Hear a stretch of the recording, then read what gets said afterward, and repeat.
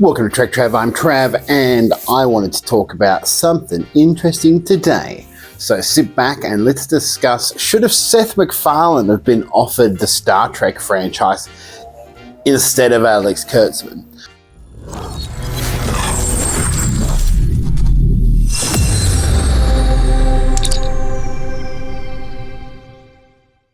I know that the Orville is a clear copy of TNG era Trek, and all you see from fans, especially older ones, on Facebook is, this is more Star Trek than new Star Trek. This is more Star Trek than new Star Trek. I don't care. I don't care. Shut the fuck up. But Seth MacFarlane has always shown through the early seasons of Family Guy that he was involved in making deeper than average cuts. Number one, hiring Patrick Stewart in general, but also his references to Deep Space Nine. Like, seeing Deep Space Nine referenced in Family Guy was just crazy to me. I was like, oh, that's an odd one to reference. More disgusting than my cousin Quark, Griffin.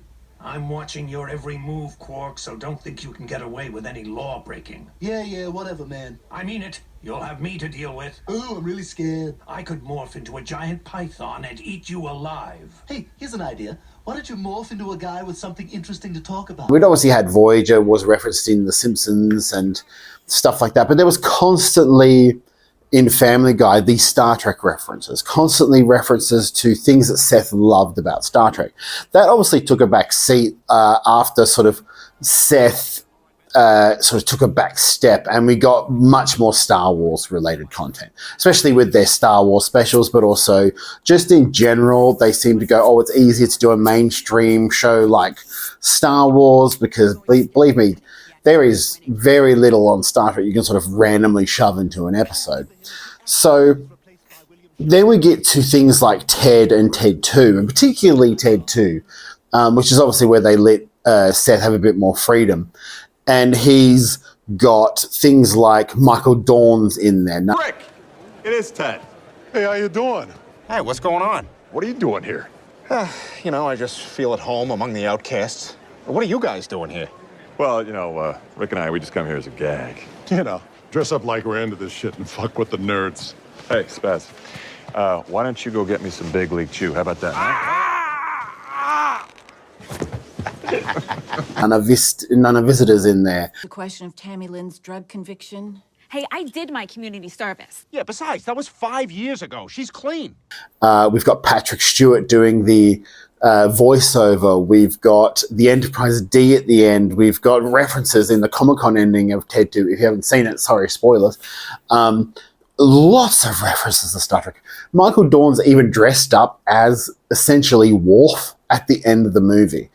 And all I keep thinking in this entire thing, like, clearly Seth likes Star Wars as well, but he was already intrinsically linked to the Star Trek universe in many ways because of David A. Goodman, who was a producer on both Family Guy and on Star Trek Enterprise. Seth MacFarlane guested in episodes of Star Trek Enterprise. That's why it ruptured. I ran a pressure test. Tell it to the man lying in sick bay. Test them again, all of them. Aye, sir. He's often talked about how much he loved the Enterprise. There's fan films of him recording his own Star Trek episodes when he was a kid.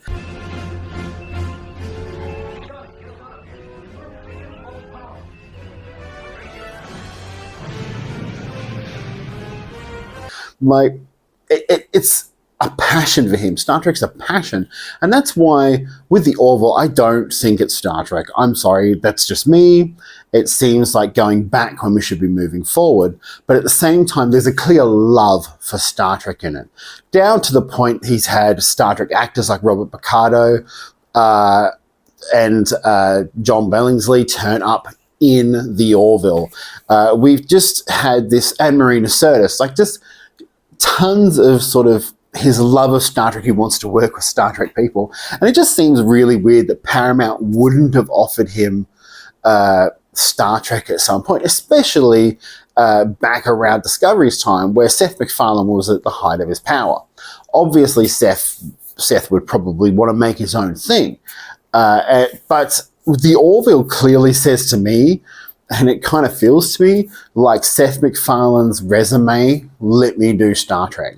To the point where it's so much like Star Trek by the third season that there's virtually barely any comedy at all. And it's one of those things, like Alex Kurtzman came in off of the 2009 films. He was one of the writers of the 2009 films. Clearly, he wasn't a huge Star Trek fan. Like, obviously, he knew about Star Trek and lived through Star Trek through 2009. His production company was probably a bit more established than Fuzzy Door was at the time. But he came in, and I think he doesn't have a personable nature. And I think with shows since around, like, sort of, I want to say, since around 2010, really the showrunner has taken on sort of a personality of their own. They're the ones who sort of set the tone for the mood of the show. And Alex Kurtzman has always come across to me as a bit of sort of a money guy. He's the guy who makes sure that everything comes in on time and that everything's going smoothly. And obviously that is kind of the case because Akiva Goldsman does Strange New Worlds. Heather something or other did Discovery and we were doing Starfleet Academy. So he is sort of the overwatcher. So maybe we put a bit too much pressure on him in the first place. The problem being with Seth MacFarlane running the whole Star Trek universe is that you would kind of get the feeling of, and I want to say it, and I know you guys love him, Terry Matalas, where the ambition is there and the passion for Star Trek is there, but it comes across a bit fan-filmy. And Seth MacFarlane certainly feels like maybe he would do that. I don't think that he would have been as referential as Terry Matalas was. And I think Picard Season 3 was its own beast. But certainly the creative enthusiasm for Star Trek was there.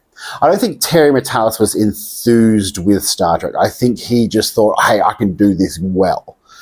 And he comes across as a bit of a, in my opinion, a little more arrogant than he should be. But it's one of those things that I've questioned for a while. Like, why would you have this guy? He's been associated with lots of love towards the franchise since Family Guy's early days in the 90s. He's like referencing Deep Space Nine of all things. But sort of having that passion for Star Trek, which we don't see a lot in many of the big franchises anymore. There's not that passion. I would argue that Doctor Who kind of has that. Like, most of the creators behind Doctor Who have a passion for Doctor Who. But Star Trek hasn't had anyone behind it with a passion since, I'm going to say,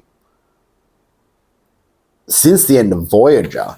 Like, I would say Enterprise, the passion came back when Manny Koto was brought in season 3 and showrunner season 4, but definitely that was too late. Like, and Manny Koto, in the same way Seth MacFarlane was a fan of the show, loved everything about the show, but brought fresh and new ideas.